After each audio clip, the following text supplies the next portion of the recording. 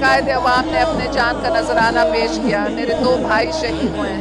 जो अवाम की तकलीफ है वो मेरी तकलीफ है। कदहीं असां खां विसरी न सघंदियां हर कंहिंखे हर कंहिंखे हर 27 दिसंबर तुंहिंजी यादि ॼाणे पई। शहीद जमहूरियत अॻूणी वज़ीर आज़म शहीद राणी मोहतरमा बेनज़ीर भुट्टो के 27 दिसंबर योम शहादत के मौके ते ख़राज तहसीन पेश करियां थो।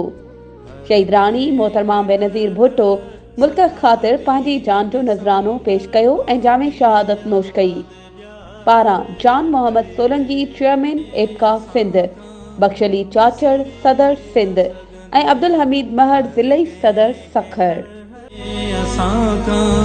विसरी न सघंदियां हर कंहिंखे हर